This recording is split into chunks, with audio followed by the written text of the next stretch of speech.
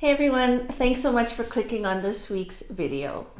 With all the extra time some of us are spending at home these days, I know there are at least a few of you who've been spending a little more time than usual window shopping and maybe even adding to your online shopping carts.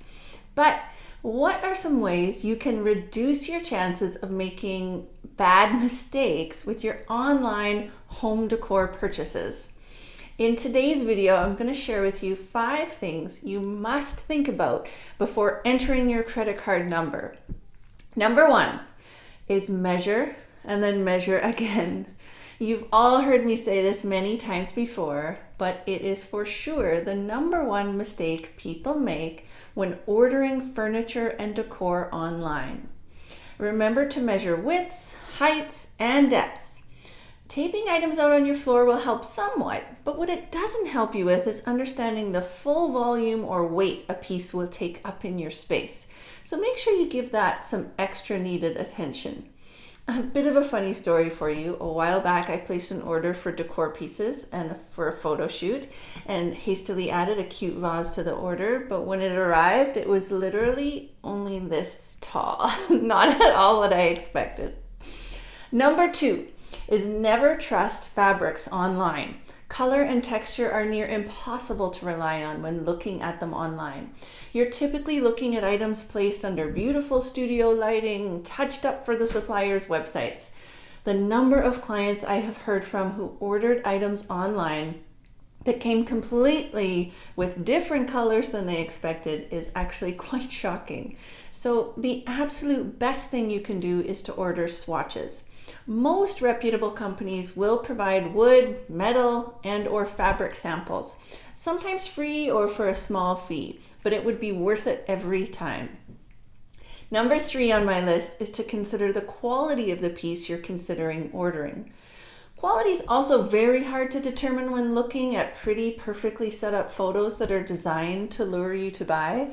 So spend a little extra time on this step and dig into the specifications of the product. Understand the wood species and fabric compositions before you buy. And if they don't provide any, then don't buy it.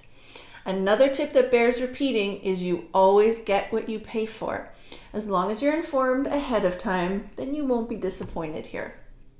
Okay, number 4 relates to checking into all the warranty and return policies. Quite often there are restocking fees even when returning is an option. And free returns isn't truly free when you have to account for the pain in the butt costs and your time to deal with the return. Just make sure you are well aware of any potential hidden costs upfront.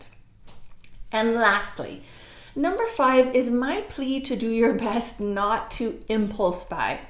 Take your time, do your research, and make sure you're considering how the entire room will work together.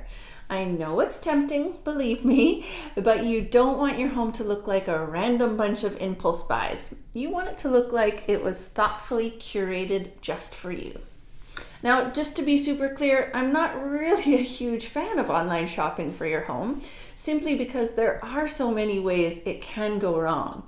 But I know lots of you love it and are doing it anyway, so I hope this list helps you even just a little bit. Okay, that's it. You're ready to go shop your hearts out. Keep your design questions coming via Instagram or just hit reply on one of our weekly newsletters and we will do our best to get your questions answered on an upcoming video. Thanks everyone. Please stay healthy and we will see you in the next video.